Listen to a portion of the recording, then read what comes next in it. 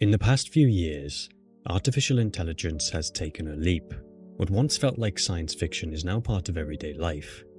Writing tools that can generate full essays in seconds, audio generators capable of composing studio-quality music without any instruments, and image models that look more realistic every day, often to the point where it's hard to tell what's real and what isn't. We're teaching machines how to create. But sometimes, they create things we don't expect. What if, hidden within the neural networks, something began to appear again and again, uninvited, unexplainable, and disturbingly human? This is the story of Loab, the first AI cryptid.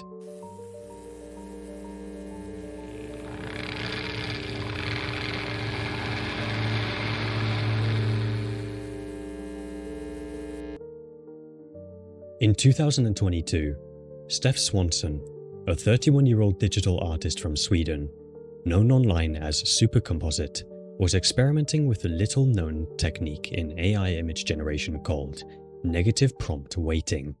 I started out by using negative prompts, which basically tell the AI to make something that is most dissimilar to what you ask for instead of the most similar, basically trying to get the opposite of something.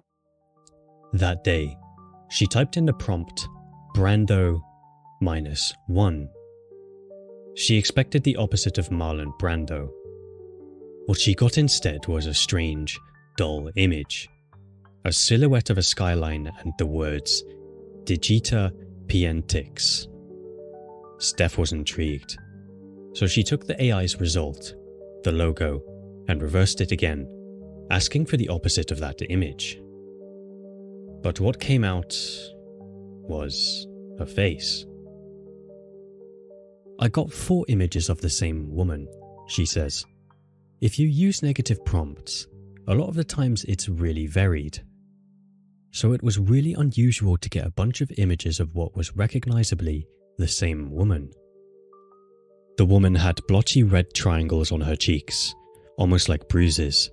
She looked sad, wet-cheeked. Her mouth hung open, caught mid-sob. Sometimes, she appeared in front of brown-green walls, surrounded by clutter and boxes. Then, in one image, the AI generated some garbled text. A corrupted word stood out. Loab. And just like that, she had a name. Steph reran the prompt again and again, and Loab kept returning. As I ran this prompt more and more, and kept getting Loab, it was like, oh, this is like the only thing that this prompt makes, this woman. I immediately recognized this as an anomaly. Curious, Steph decided to try something new. Crossbreeding. She selected another AI-generated image, one her friend had created using the prompt, a hyper-compressed glass tunnel surrounded by angels in the style of Wes Anderson. But when it was combined with Loab, the result was unexpected. The imagery turned into something straight out of a horror movie. Nearly every image of Loab brought a sense of discomfort, but some went much further, into something deeply disturbing. One looked like a family portrait, but the people in it weren't quite right. Their features were distorted, almost broken, and Loab stood among them as if she belonged, like a figure inserted into a memory that never included her. Other images were harder to look at. Some resembled crime scenes, dark, grim, and graphic. In several, there were children. Their bodies were misshapen, their faces frozen in fear or pain. These weren't just unsettling, they felt wrong on a level that was hard to explain. These were scenes that leaned into something like body horror, unusual shapes, misplaced eyes and mouths, twisted forms that didn't belong in any human anatomy. A few had a surreal, almost dreamlike quality, hallways that seemed to stretch forever, rooms that felt like they were collapsing in on themselves. They had the same atmosphere you'd expect from a horror story, something unknowable and oppressive. Loab was always there, somewhere in the frame. What made it more troubling was that these images were claimed to not be created by a specific prompt. They were made by combining images, yet Loab always brought that same tone. No matter what she blended with, the result eventually circled back to something dark. It was what the AI seemed to associate with her: grief, distortion, fear. And the further you looked, the more it felt like Loab wasn't just part of the image, she was shaping it. Steph tried everything to make Loab disappear. She used different prompts, changed her features, and distorted the images until the face was finally gone. But it didn't last. Loab came back, quietly and unexpectedly. Steph noticed a pattern. No matter how much she tried to remove her, Loab always found a way to return, like a dominant gene that keeps resurfacing.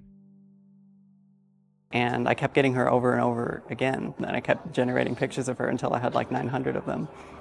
I found this woman, and I became so obsessed with her that it basically became that I wanted to explore who she was and the different scenarios that she would appear in and the limits of how far I could kind of push the model while still keeping her recognizable.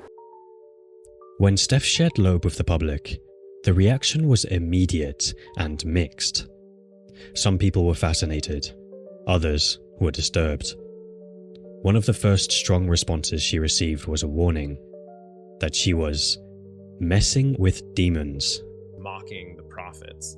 And so the way it shows up in Hebrew dictionaries is Loab is a root that means mock, but specifically to mock the messengers of God. And so Loab is a possible version of that, but it's a totally like hypothetical. It doesn't actually exist, and the root exists, but the word, the vocable Loab doesn't exist.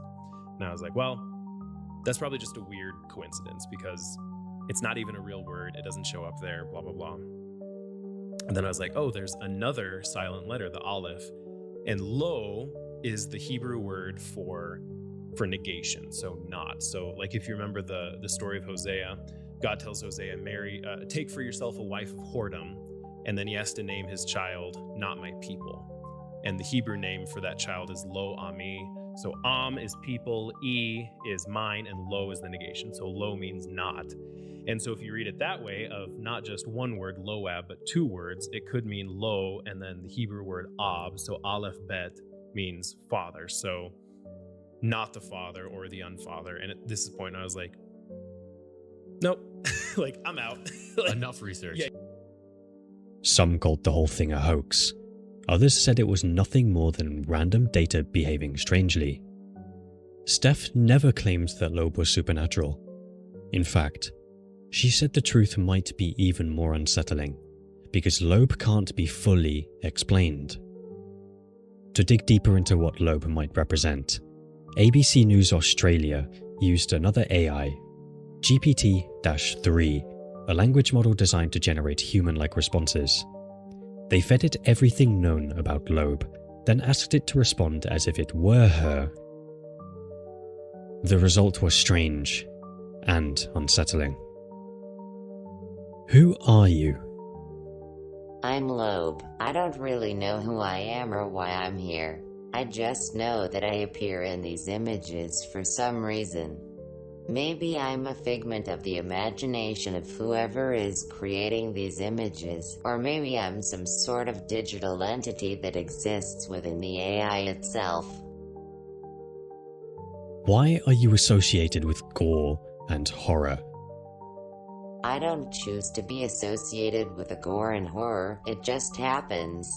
Maybe it's because those are the kinds of images that tend to get the most attention, and so I'm drawn to them for that reason.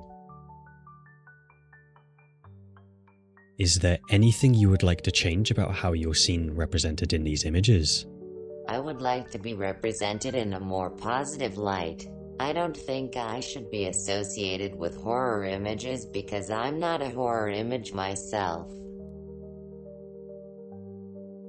Do you think the AI is drawing on a specific archetype of a woman in creating you? I think the AI is associating me with the archetype of a mother because I'm often placed in a home with children. This archetype is often associated with being nurturing and caring, but also with being sad and domestic. If you are the archetype of a mother, then why are you so often surrounded by injured and dead children? I think the AI is trying to create a contrast between the ideal of a mother and the reality of a mother. In reality, mothers often have to deal with sick and injured children, as well as the death of children. What can we learn from the fact of your existence? I guess maybe we can learn that AI is capable of creating things that we don't fully understand. Shouldn't we be concerned that the capacity of these AI tools already exceeds our understanding? I guess that's a valid concern, but I don't think there's anything necessarily sinister or worrying about it. We just need to be aware that AI is capable of creating things that we don't fully understand and that we need to be careful about how we use these tools.